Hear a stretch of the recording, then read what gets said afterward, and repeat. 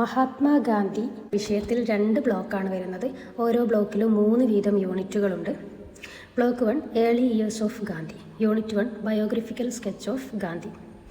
ഇതിൽ മഹാത്മാഗാന്ധിയെ ഗുജറാത്തിലെ ജനങ്ങൾ ആദരത്തോടെ വിളിച്ചിരുന്ന പേരാണ് ബാപ്പു, ഗുജറാത്തി ഭാഷയിൽ പിതാവ് എന്നർത്ഥം. അതേപോലെ അദ്ദേഹം ജനിച്ചത് ഗുജറാത്ത് സംസ്ഥാനത്താണ്, പോർബന്തറിലാണ്. മുഖ്യ ഗുണങ്ങൾ: സത്യം, ലാളിത്യം, സേവനവൃത്തി. അദ്ദേഹത്തിൻ്റെ ജീവിതത്തിലെ മുഖ്യ ഗുണങ്ങളാണ്. പിന്നെ ഒരു ബയോഗ്രഫി പറയുമ്പം അദ്ദേഹത്തിൻ്റെ അച്ഛൻ കരംചന്ദ് ഗാന്ധി, അമ്മ പുത്ലിബായി. ജനനം 1869 ഒക്ടോബർ 2 ഗുജറാത്തിലെ പോർബന്തറിൽ ജനിച്ചു. പിന്നെ അതേപോലെ അച്ഛൻ്റെ ജോലി: കരംചന്ദ് ഗാന്ധി ബ്രിട്ടീഷുകാരുടെ അധികാരത്തിലുള്ള ഗുജറാത്തിലെ ഒരു ചെറിയ രാജ്യത്തിൻ്റെ തലസ്ഥാനമായ പോർബന്തറിൻ്റെ ദിവാനായിരുന്നു. ചൈൽഡ്ഹുഡ്, ബാല്യം. പുത്ലിബായി തികഞ്ഞ മതവിശ്വാസിയായിരുന്നു. ഭൗതിക ആഗ്രഹങ്ങൾക്ക് അധിക പ്രാധാന്യം കൊടുത്തിരുന്നില്ല. അദ്ദേഹത്തിൻ്റെ അച്ഛൻ രാജ്കോട്ട് എന്ന മറ്റൊരു പ്രമുഖ രാജ്യത്തിൻ്റെ ദിവാനായി നിയമിക്കപ്പെട്ടു, പ്രധാനപ്പെട്ടതാണ്.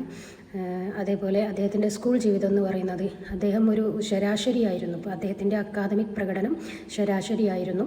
പ്രാദേശിക സ്കൂളുകളിൽ സമ്മാനങ്ങളും സ്കോളർഷിപ്പുകളും ലഭിച്ചിരുന്നുവെങ്കിലും അദ്ദേഹത്തിൻ്റെ മൊത്തത്തിലുള്ള അക്കാദമിക് പ്രകടനം ശരാശരിയായിരുന്നു എന്ന് പറയുന്നുണ്ട്. പിന്നെ ഏർലി മാര്യേജ്. അദ്ദേഹം 13 വയസ്സുള്ളപ്പോഴാണ് കസ്തൂർബായെ വിവാഹം കഴിക്കുന്നത്. കസ്തൂർബ അദ്ദേഹത്തിൻ്റെ പ്രവർത്തനങ്ങളിൽ പൂർണ്ണ പിന്തുണ നൽകിയിരുന്നു. അതുപോലെ ഉത്തരവാദിത്തങ്ങളൊക്കെ വരാൻ ഇതിന് കാരണമായി. പിതാവ് കരംചന്ദ് അസുഖബാധിതനായി നവംബർ 16 അദ്ദേഹം അന്തരിച്ചു. എഡ്യൂക്കേഷൻ. അദ്ദേഹം ഡോക്ടർ ആവാനായിരുന്നു ആഗ്രഹിച്ചത്. പക്ഷേ കുടുംബ നിയമങ്ങൾ കാരണം, വൈഷ്ണവ മത നിയമങ്ങൾ കാരണം അദ്ദേഹം ഒരു ബാരിസ്റ്റർ ആവുകയാണ് ചെയ്തത്. സഹോദരങ്ങളുടെ സഹായത്തോടെ 1888 ലണ്ടനിലെ ഇന്നർ ടേബിൾ ലോ കോളേജ് പ്രധാനപ്പെട്ടതാണ്. അവിടെ അദ്ദേഹം ഇംഗ്ലീഷ്, ലാറ്റിൻ തുടങ്ങിയ വിഷയങ്ങളിൽ ശ്രദ്ധിച്ചു. പ്രധാനമായും വ്യക്തിത്വവും ധാർമ്മിക വളർച്ചയും നേടിയെടുക്കുന്നതിലായിരുന്നു അദ്ദേഹത്തിൻ്റെ താല്പര്യം. പിന്നെ അദ്ദേഹം ലണ്ടൻ വെജിറ്റേറിയൻ സൊസൈറ്റിയുടെ പ്രവർത്തനങ്ങളിൽ പങ്കാളിയായി. അദ്ദേഹം തികഞ്ഞ സസ്യാഹാരം മാത്രം കഴിക്കുന്ന വ്യക്തിയായിരുന്നു. Gandhiji in south Africa. Gandhiji ദക്ഷിണാഫ്രിക്കയിൽ നേരിട്ട വർണ്ണവിവേചനവും നിയമപ്രവർത്തനവും അദ്ദേഹത്തിൻ്റെ ജീവിതത്തിൽ വലിയ മാറ്റം സൃഷ്ടിച്ചു. അദ്ദേഹത്തിൻ്റെ ക്ലയൻറ്റ് ദാദാ അബ്ദുള്ള എന്ന മുസ്ലിം വ്യാപാരിയായിരുന്നു ആദ്യത്തെ ക്ലയൻറ്റ്, പ്രധാനപ്പെട്ടതാണ്. അതുപോലെ അദ്ദേഹത്തിൻ്റെ യാത്രകളിൽ ഒരുപാട് അനുഭവങ്ങൾ ഏറ്റുവാങ്ങേണ്ടി വന്നിട്ടുണ്ട്. ട്രെയിനിലെ ഫസ്റ്റ് ക്ലാസ് കമ്പാർട്ട്മെൻറ്റിൽ നിന്ന് പുറത്താക്കപ്പെട്ടത്, സ്റ്റേജ് കോച്ച് ഡ്രൈവർ അടിച്ചത്, യൂറോപ്യന്മാർക്ക് മാത്രം സംവരണം ചെയ്ത ഹോട്ടലുകളിൽ താമസിക്കാൻ അനുവദിക്കാതിരുന്നത് തുടങ്ങിയവയാണ്. അതുപോലെ പഗഡി, അദ്ദേഹത്തിൻ്റെ പഗഡി എന്ന് വെച്ചാൽ തലപ്പാവ് നീക്കാൻ ആവശ്യപ്പെട്ടത് പ്രിറ്റോറിയയിലെ ഒരു യൂറോപ്യൻ മജിസ്ട്രേറ്റാണ്.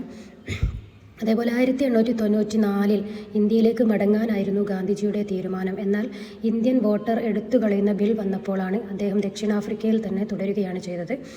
Return to India.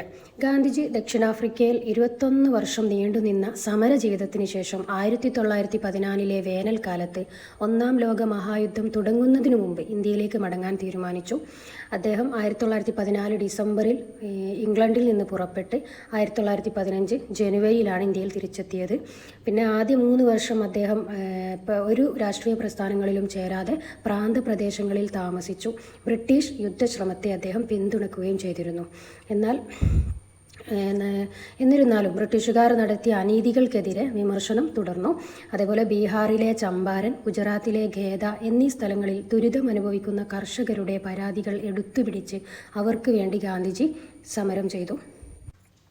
അതുപോലെ 1919 ഫെബ്രുവരിയിൽ ബ്രിട്ടീഷ് സർക്കാർ റൗലറ്റ് കൊണ്ടുവന്നത് ഗാന്ധിജിയുടെ ജീവിതത്തിൽ വഴിത്തിരിവായി. വിചാരണ കൂടാതെ തടവിലാക്കാൻ അനുവദിച്ചിരുന്ന ഈ നിയമത്തിനെതിരെ ഇന്ത്യയിൽ വ്യാപക പ്രതിഷേധം പൊട്ടിപ്പുറപ്പെട്ടു. റൗലറ്റ് ആക്ട് 1919 അത് വിചാരണ കൂടാതെ തടവിലാക്കുക എന്നൊരു നിയമമായിരുന്നു. അതിനെതിരെ ഗാന്ധിജി പ്രതിഷേധിച്ചു. നീതിയോടും അഹിംസാത്മക പ്രതിരോധത്തോടുമുള്ള ഗാന്ധിജിയുടെ ഉറച്ച പ്രതിബദ്ധത ഒടുവിൽ ബ്രിട്ടീഷ് ഭരണത്തിൽ നിന്ന് ഇന്ത്യയുടെ മോചനത്തിന് വഴിയൊരുക്കി. Objective questions. ടെക്സ്റ്റ് ബുക്കിൽ 12 ക്വസ്റ്റ്യൻസ് ആണ് കൊടുത്തത്. അതിൽ കരംചന്ദ് ഗാന്ധിയുടെ ജോലി, ദിവാൻ ഓഫ് രാജ്കോട്ട്, അതേപോലെ state was Porbandar located, Gujarat. How old was Mahatma Gandhi when he got married to Kasturba, 13 വയസ്സാണ്. അതേപോലെ in which year did Gandhi enrol as A law student in London, 1888. പിന്നെ അതേപോലെയുള്ള ക്വസ്റ്റ്യൻസ് ആണുള്ളത്. അതിൽ മലയാളത്തിലും ക്വസ്റ്റ്യൻസ് കൊടുത്തിട്ടുണ്ട്, ആൻസറും കൊടുത്തിട്ടുണ്ട്. കസ്തൂർബ വിവാഹം കഴിക്കുമ്പോൾ മഹാത്മാഗാന്ധിക്ക് എത്ര വയസ്സായിരുന്നു? 13 വയസ്സ്. അതേപോലെ 1888 നിയമവിദ്യാർത്ഥിയായി ലണ്ടനിലെ നിയമവിദ്യാർത്ഥിയായി ചേർന്ന വർഷം. അത് ചോദിക്കുന്നുണ്ട്. ഇംഗ്ലണ്ടിൽ നിയമം പഠിക്കാൻ ഗാന്ധിജി തീരുമാനിച്ചതിൻ്റെ പ്രധാന കാരണം കുടുംബ പാരമ്പര്യമാണ്. കാരണം ഗാന്ധിജി ഡോക്ടർ ആവാനായിരുന്നു ആഗ്രഹിച്ചത്. അപ്പോൾ വൈഷ്ണവ് മതനിയമങ്ങൾ കാരണമാണ് അദ്ദേഹം ബാരിസ്റ്റർ ആവാൻ വേണ്ടി തീരുമാനിക്കുന്നത്. അങ്ങനെ ലണ്ടനിൽ പോയി ചേർന്നു. അവിടുന്ന് അദ്ദേഹം ചേർന്ന ഒരു നിയമ സംഘടനയാണ് ദ ഇന്നർ ടെമ്പിൾ. പിന്നെ ഗാന്ധിജി ലണ്ടനിൽ വെച്ച് ചേർന്ന സസ്യാഹാരം പ്രോത്സാഹിപ്പിക്കുന്നതിൽ അധിനിവേശമുള്ള സമൂഹമേത്? അത് ലണ്ടൻ വെജിറ്റേറിയൻ സൊസൈറ്റി. ആ ഒരു യൂണിറ്റിൽ പ്രധാനപ്പെട്ട എല്ലാം ഒബ്ജക്റ്റീവ് ടൈപ്പ് ക്വസ്റ്റ്യൻസിൽ ഉൾപ്പെടുത്തിയിട്ടുണ്ട്.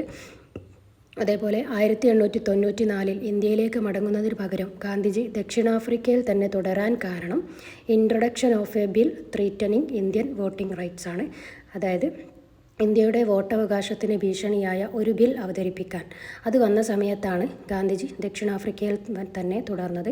ഇവിടെ 7ാമത്തെ ക്വസ്റ്റ്യൻ ആൻസറിൽ ലണ്ടൻ വെജിറ്റേറിയൻ സൊസൈറ്റി, അതിൻ്റെ കൂടെ ഇൻട്രൊഡക്ഷൻ എന്നില്ല കേട്ടോ. അതേപോലെ ഗാന്ധിജി ദക്ഷിണാഫ്രിക്കയിൽ നിന്ന് ഇന്ത്യയിലേക്ക് തിരിച്ചെത്തിയത് 1915 ഇന്ത്യയിലെ ബ്രിട്ടീഷ് ഭരണത്തിനെതിരായി ഗാന്ധിജി തിരിഞ്ഞത് റൗലറ്റ് ആക്ട് വന്ന സമയത്താണ്. അതായത് വിചാരണ കൂടാതെ തടവിലാക്കുന്ന ആ ഒരു റൗലറ്റ് ആക്ട് വന്ന സമയത്താണ് ബ്രിട്ടീഷുകാർക്കെതിരെ സമരം പ്രഖ്യാപിച്ചത്. പിന്നെ തൻ്റെ അഹിംസാത്മക പ്രതിരോധ രീതിയെ വിശേഷിപ്പിക്കാൻ ഗാന്ധിജി ഉപയോഗിച്ച പദം സത്യാഗ്രഹം. ഭരണകൂടത്തിൻ്റെ നയങ്ങൾക്കെതിരെ പ്രതിഷേധിക്കാൻ ഗാന്ധിജി ഏതൊക്കെ മേഖലകളിലാണ് കർഷകരെ അണിനിരത്തിയത്? ഖേദ ആൻഡ് ചമ്പാരൻ, ബീഹാറിലെ ചമ്പാരൻ, അതേപോലെ ഖേദ സമരം, ഇത് രണ്ടുമാണ് അവിടെ പറയുന്നത്. ഇതിൽ എസ്സേ ആയിട്ട് 2 ക്വസ്റ്റ്യൻസ് കൊടുത്തിട്ടുണ്ട്. ഏകദേശം യൂണിറ്റിലെ മൊത്തമായിട്ടൊരു ആൻസർ ചെയ്യുന്ന രീതിയിലാണ്. Analyse familial responsibilities and marital dynamics shaped Gandhi's journey into adulthood and his later activism. നമുക്കെല്ലാവർക്കും അറിയാം ഗാന്ധിജി 13-ാം വയസ്സിൽ വിവാഹം കഴിച്ചതാണ്. ഏർലി മാരേജ് ആണ്. അതേപോലെ അദ്ദേഹത്തിൻ്റെ അച്ഛൻ്റെ മരണം, ഇതൊക്കെ അദ്ദേഹത്തിന് കുടുംബ ഉത്തരവാദിത്തങ്ങൾ ഉണ്ടാക്കിയിട്ടുണ്ട്. ആ രീതിയിലുള്ള ആൻസറാണ് ഇവിടെ കൊടുക്കുന്നത്. അപ്പോൾ ഗാന്ധിജിയുടെ ബാല്യകാല കുടുംബ ചുമതലകളും വിവാഹ ജീവിതത്തിലെ അനുഭവങ്ങളും എങ്ങനെ അദ്ദേഹത്തിൻ്റെ യൗവനത്തെയും പിൻകാലത്തെ സാമൂഹ്യ രാഷ്ട്രീയ പ്രവർത്തനങ്ങളെയും സ്വാധീനിച്ചു? അപ്പോൾ കുടുംബജീവിതത്തിലെ ഉത്തരവാദിത്തങ്ങൾ അദ്ദേഹത്തെ പ്രായപൂർത്തിയിലേക്കും ആത്മവിശ്വാസത്തിലേക്കും നയിച്ചു. 4 പുത്രന്മാരുടെ പിതാവായും ഉത്തരവാദിത്തമുള്ള കുടുംബനാഥനായും പ്രവർത്തിച്ചത് അദ്ദേഹത്തിൻ്റെ പൊതുജീവിതത്തിൽ സ്ഥിരത സൃഷ്ടിച്ചു. ദക്ഷിണാഫ്രിക്കയിലേക്ക് കുടുംബത്തോടൊപ്പം പോയത് കുടുംബവും പൊതുസേവനവും ഒരുമിച്ച് കൊണ്ടുപോകാനുള്ള കഴിവ് തെളിയിച്ചു. പിന്നെ പിതാവിൻ്റെ ദിവാൻ സ്ഥാനം ഭരണപരിചയത്തിലേക്കുള്ള വഴികാട്ടിയാഴി എന്ന് പറയുന്നുണ്ട്. അതുപോലെ കസ്തൂർബായുടെ ഉറച്ച പിന്തുണ അദ്ദേഹത്തെ ദക്ഷിണാഫ്രിക്കയിലെയും ഇന്ത്യയിലെയും അദ്ദേഹത്തിൻ്റെ പ്രവർത്തനങ്ങൾക്ക് കുടുംബാധിഷ്ഠിത ശക്തിയായി. സഹകരണത്തോടെ കുടുംബ ബന്ധങ്ങളിൽ നിന്ന് നേടിയ പാഠങ്ങൾ ഗാന്ധിജിയെ ഒരു ഉത്തരവാദിത്തമുള്ള ഭർത്താവും പിതാവും മാത്രമല്ല ലോക ജനതയുടെ നേതാവുമായി തീർത്തു. Evaluate Gandhi's decision to pursue legal studies in England and his experience adapting to Western culture. അതിൻ്റെ ചെറിയ രീതിയിലുള്ളൊരു ആൻസറും കൊടുത്തിട്ടുണ്ട്. ഇംഗ്ലണ്ടിൽ അദ്ദേഹത്തിനുണ്ടായിരുന്ന അപമാനകരമായ അനുഭവങ്ങളും അതുപോലെ തന്നെ അദ്ദേഹത്തിൻ്റെ ഇംഗ്ലണ്ടിലേക്കുള്ള യാത്ര അദ്ദേഹത്തെ എത്രത്തോളം സ്വാധീനിച്ചു എന്നതുമെല്ലാം ഉൾപ്പെടുത്തിക്കൊണ്ടുള്ളൊരു ആൻസർ കൊടുത്തിട്ടുണ്ട്. ഇംഗ്ലണ്ടിലേക്കുള്ള യാത്ര ഗാന്ധിജിയുടെ ജീവിതത്തിലൊരു വഴിത്തിരിവായിരുന്നു. ഇങ്ങനെ പാശ്ചാത്യവും ഇന്ത്യൻ മൂല്യങ്ങളും സംയോജിപ്പിച്ചാണ് ഗാന്ധിജിയുടെ ഭാവിയിലെ അഹിംസ സത്യാഗ്രഹം രൂപപ്പെട്ടത്.